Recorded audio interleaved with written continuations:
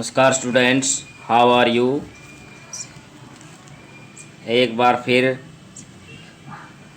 आपका शिव लर्निंग में स्वागत है। आज हम भारतीय संस्कृति में नारी धर्म के विषय पर एक निबंध करेंगे और समझेंगे।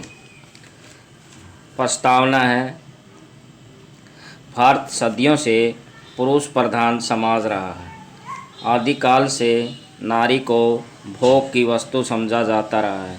पुरुष जब चाहे तथा जैसे चाहे उसका उपभोग करता आया है।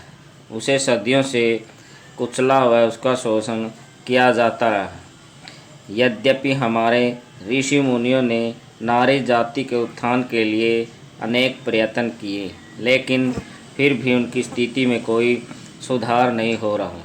यह एक कटु सत्य है कि नारियों को समय समय पर भावात्मक रूप से दबाया व उनका मान मर्दन किया जाता रहा, लेकिन फिर भी कुछ नारियों ने हर प्रकार की परिस्थितियों तथा बाधाओं को पार करते हुए समाज में अपने आप को सिद्ध किया। इतिहास साक्षी है कि नारियों ने हर प्रकार की विपरीत तथा कठिन समाज रूपी बेड़ियों को तोड़ने का काम किया है। आज समाज में बदलती हुई परिस्थितियों में नारियां अपने आप को इस पुरुष प्रधान समाज से आज़ादी प्राप्त करने के लिए दृढ़ संकल्प हैं। अब विचार इस बात पर किया जाना है कि नारी अपने आप को किस हद तक बदले और क्यों।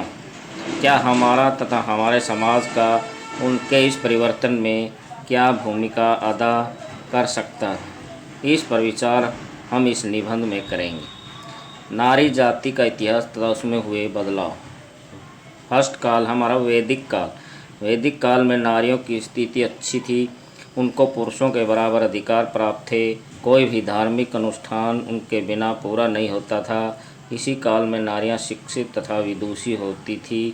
उन्हें अपने पति स्वयं चुनने की आज़ादी होती थी। इस काल में अनेक नारियों ने ऋषि मुनियों के साथ मिलकर अनेक ग्रंथों की रचना करने में महत्वपूर्ण भूमिका निभाई है। मध्यकाल। मध्यकाल को स्त्रियों की स्थिति के अनुसार अच्छा नहीं माना जाता है, क्योंकि इस काल में शिक्षा, बाल विवाह, सती प्रथा, पर्दा प्रथा, बहुविवाह आदि सामाजिक कुरीतियों के कारण शोषण आरंभ हो गया था। इसके बावजूद भी अनेक नारियों ने विकट परिस्थितियों में भी अपने आप को संघर्ष में धकेल दिया तथा अनेक उपलब्धियां प्राप्त कर सम्मान पाया। उनकी उपलब्धियों के विषय निम्न थे: राजनीतिक, साहित्य, शिक्षा और धर्म। इस काल की प्रमुख नारियां रजिया सुल्तान, रानी दुर्गावती, नूरजहां तथा शिवाजी की माता जीजाबाई जैसी वीरांगनाओं का नाम आता है, जिन्होंने अपने कृतियों के द्वारा नारी जाति का सम्मान बढ़ाया। कृष्ण भक्त मीराबाई ने भक्ति रस की धारा बहाकर इतिहास में आज भी उनके भजन व गान प्रसिद्ध हैं। अंग्रेजी राज। अंग्रेजी शासनकाल को महिलाओं की स्थिति के हिसाब से अच्छा माना जाता है, क्योंकि इस काल में नारियों की स्थिति में सुधार आना प्रारंभ हो गया था। अनेक अंग्रेज अधिकारियों जैसे लॉर्ड विलियम बेंटिंक ने सती प्रथा तथा बाल विवाह पर रोक लगा दी और विधवा को दोबारा विवाह का अधिकार दिया गया, जिससे नारियों की दयनीय दशा में सुधार हुआ। अनेक समाज सुधार जैसे राजा राम मोहन राय, ईश्वर चंद्र विद्यासागर आदि ने सती प्रथा तथा विधवा विवाह के पक्ष में योगदान दिया।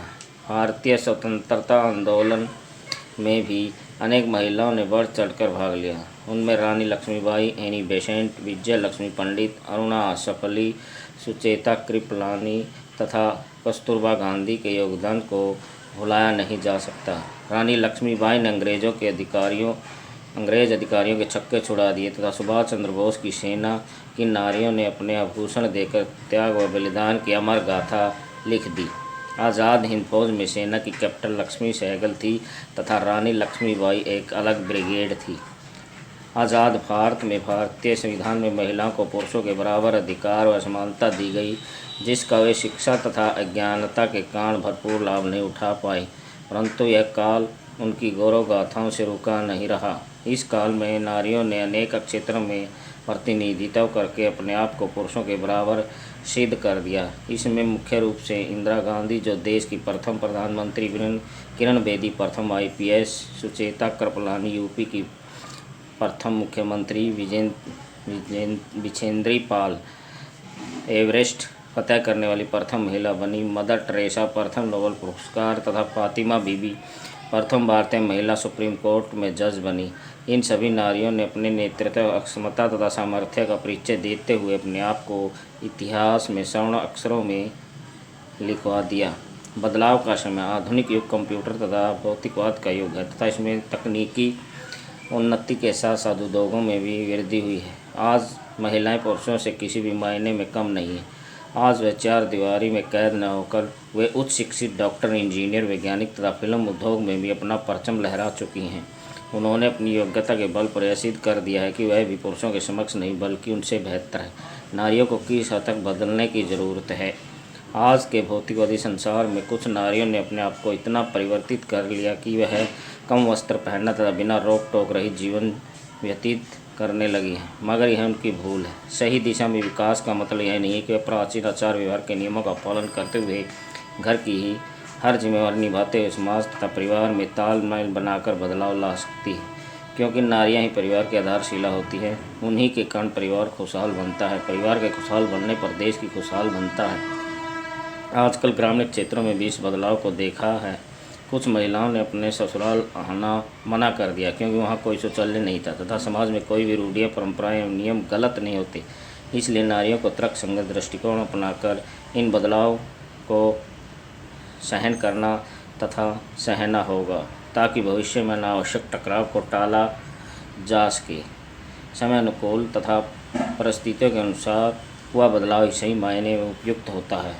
उपसंहार: समस्त नारी जाति ने आज यह साबित कर दिया है कि उसके समक्ष कोई नहीं है।